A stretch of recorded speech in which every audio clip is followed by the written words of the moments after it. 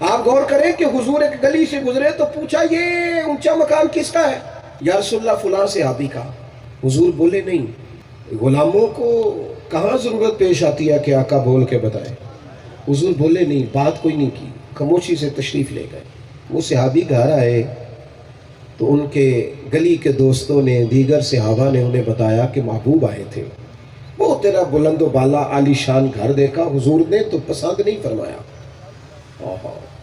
پسند نہیں کیا حضور نے۔ تو وہ صحابی پوچھتے کچھ کہا حضور نے؟ انہوں نے کہا نہیں، کچھ بھی نہیں کہا، چہرہ بتاتا تھا پسند نہیں آیا۔ وہ وہاں سے حضور کی بارگاہ میں گئے اور جا کے محبوب کی خدمت میں سلام عرض کیا۔ محبوب نے نا اس طرح کی توجہ نہیں فرمائی جس طرح کی حضور پہلے کرتے تھے۔ اس نے حضور کی زبان نور سے کوئی لفظ نہیں سنا، کوئی ایسا جملہ نہیں سنا۔ حضور نے فرمایا نہیں کہ یار یہ تو نے کیا کیا، اتنی غربت تھی کسی اور کو دے لیتے۔ لیکن نبی پاک علیہ السلام کے چہرے پر وہ ان کے لیے جو خاص کرم کی ادا وہ دیکھتے تھے، انہوں نے محسوس کی کہ آج وہ نہیں ہے۔ یہ وہ لوگ نہیں تھے جو زیادہ وضاحتیں چاہتے تھے، یہ وہ لوگ نہیں تھے جو زیادہ چیزوں کے پیچ و تاب میں الجھتے تھے، یہ وہ نہیں تھے جو کہتے تھے یار تو پوچھ کے مجھے بتا دینا۔ یہ تو غلامی میں رہنا پسند کرتے تھے، رنگے چمن پسند نہ پھولوں کی بو پسند، ہم کو ہے وہ پسند جسے آئے تو پسند۔ کوئی کلام نہیں کیا، محبوب نے کہا ہی نہیں، لیکن مرضی پا گئے نا اپنے محبوب کی۔ گھر گئے، اوزار پکڑے، کدال پکڑا، وہ اونچا مکان گرا دیا۔ لوگوں نے پوچھا یہ کیا کر رہے ہو؟ کہنے لگے اس گھر کا کیا کرنا ہے جو محبوب کوئی پسند نہ آئے، کیا کرنا ان مکانات کا جو حضور کوئی پسند نہ آئے۔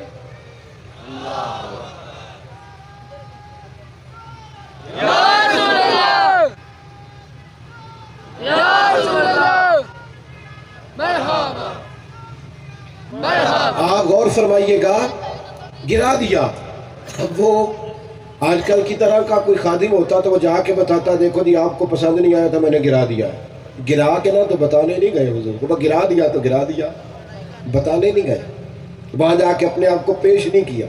وہ کوئی بارگاہ ایسی ہے کہ جہاں جا کے بتانا پڑے، وہ کوئی جگہ ایسی ہے کہ جہاں جا کے بتانا پڑے۔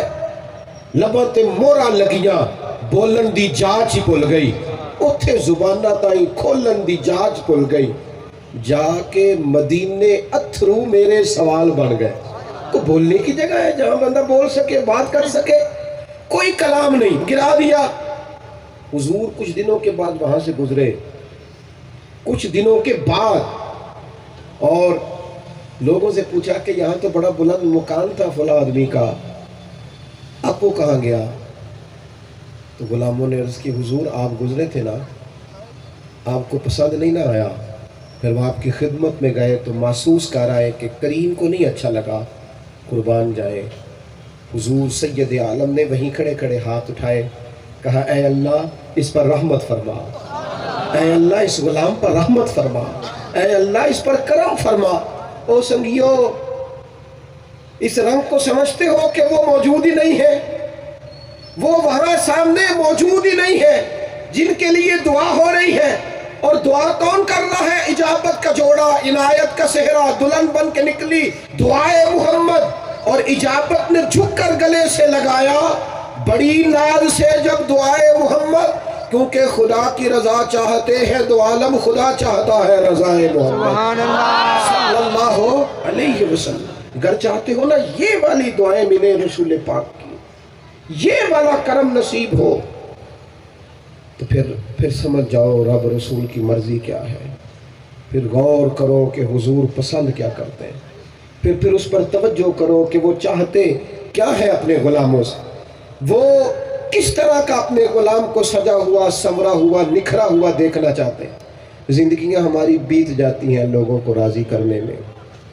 آپ یقین کریں، میں نے وہ لوگ دیکھے ہیں جو ذہنی طور پر تھک گئے، جو لوگوں کو مطمئن کرنے میں اتنا زیادہ بولے کہ وہ ان کا ذہن وہ یادداشت کھو بیٹھا کہ میں نے کل کیا کہا تھا اور آج میں کیا کہہ رہا۔ صرف عوامی سطح پر اپنے آپ کو کلیئر کرتے کرتے اتنی دور نکل گئے کہ ذاتی زندگی کوئی نہ بچی، اپنا کچھ بچا ہی نہیں۔ دوستو، چھوڑو، ادھر کی دنیا راضی کی تو ادھر کی ناراض ہو گئی، اس طرف کے لوگوں کو خوش کیا تو دوسری جانب کے بگڑ گئے۔ اپنے محبوب کی رضا تلاش کرو، اپنے نبی پاک علیہ السلام کی مرضی پہ چلنا سیکھو۔ ہمارے دنیا میں سب سے بڑے، دنیا اور آخرت میں کوئی خیر خواہ ہے تو وہ مدینے والے محبوب ہیں، اپنے محبوب کی رضا۔ اور صحابہ نے نا والہانہ انداز میں باتیں مانی ہیں نبی پاک کی، والہانہ انداز۔ اس طرح کسی نے لکیر کھینچ لی اور پھر عمر بھر اس کا لکیر کا فقیر نہیں رہا۔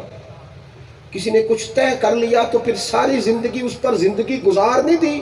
حضرت حکیم بن حزام رضی اللہ تعالیٰ عنہ کہتے ہیں میں حضور کی بارگاہ میں تھا تو حضور نے مجھ سے ایک وعدہ لیا، فرمایا کسی کے سامنے اپنے ہاتھ نہ پھیلانا، کبھی کسی بندے کے سامنے کشکول طلب دراز نہ کرنا۔ اور دوستو سنو، دنیا دار کچھ بھی نہیں دیتے، سیٹھ نواب، امیر رشتہ دار، امیر دوست، آپ کچھ بھی نہیں دیتے، بلکہ ہم نہ کہہ کر، گزارش کر کے اپنے لفظوں کا بھرم خراب کرتے ہیں۔ ہم کسی کے سامنے اپنے ہاتھ پھیلا کر اپنے وقار کا جنازہ نکالتے ہیں، ہم کسی کو اپنا دکھڑا سنا کر اپنے لفظوں کو بے آبرو کرتے ہیں۔ نبی کریم صلی اللہ علیہ وسلم نے فرمایا حکیم کسی کے سامنے سوال نہیں کرنا۔ حضرت حکیم بن حزام کہتے ہیں بس طے کر لیا، بس حضور نے کہہ دیا بات ختم ہو گئی، ہم نے نہ کبھی قطرے پہ غور کیا اور نہ دریا دیکھا، بس جہاں تیری جھلک دیکھی وہیں ڈوب گئے۔ حضور کا وصال ظاہری ہوا، حضرت صدیق اکبر نے انہیں بلایا، فرمایا میں سب کو وظائف دے رہا ہوں، آپ بھی قبول کر لیں۔ کہنے لگے ابو بکر باقیوں کو دے دیں، میں نہیں لے سکتا، میری مجبوری ہے۔ حضرت صدیق اکبر کا وصال ظاہری ہوا، حضرت عمر کا دور آیا، جناب فاروق اعظم نے بلایا اور بلا کے کہا حکیم یہ قبول کر لے، میں سب کو دے رہا ہوں۔ جناب حکیم بن حزام کہنے لگے عمر نہیں چاہیے، کسی اور کو دے دیں۔ حضرت سیدنا فاروق اعظم رضی اللہ تعالیٰ عنہ نے نا ان سے بات کر کے جب انہوں نے انکار کیا تو لوگوں کے مجمع پر نظر ڈال کے کہا لوگوں دیکھو میں اسے دیتا ہوں اور یہ قبول نہیں کرتا۔ حضرت حکیم بن حزام وہاں سے اٹھے اور گویا یہ کہتے ہوئے اٹھے کہ عمر نہیں لے سکتا نا، میں نے کریم سے وعدہ کیا ہے کہ کسی کے سامنے ہاتھ وہ کوئی بھی ہو، میں اب رب رسول سے لیا ہے تو اس کے بعد میں کسی سے کچھ قبول وعدہ جو کر لیا، سانو تے قید سجن دا گہنا ہے، وہ جنج رکھے ایسا اونج رہنا ہے، بس حضور نے کہہ دیا بات ختم ہو گئی۔ صحابہ نے نا ان چیزوں پر پورا ڈیرا ڈال کے رکھا جو انہیں حضور نے کہی تھی، انہوں نے پوری خوبصورتی کے ساتھ وہاں پڑاؤ ڈالا، اپنی زندگی ان لکیروں پر گزار دی، اپنا وقت ان جگہوں پر بتا دیا، کسی نئی تفصیل کا شکار ہی نہیں ہوئے، کسی نئی رائے کو قبول ہی نہیں کیا۔ انہوں نے کہا ہمارے لیے حرف آخر ہے ہمارے نبی پاک کی بات، کسی اور طرف جانے کی کبھی ضرورت ہی پیش نہیں آئی، حضور پر ایمان لائے، تعظیم و توقیر کی اور اس طرح کی غلامی کی کہ پوری طرح حضور کی غلامی میں محو ہو گئے۔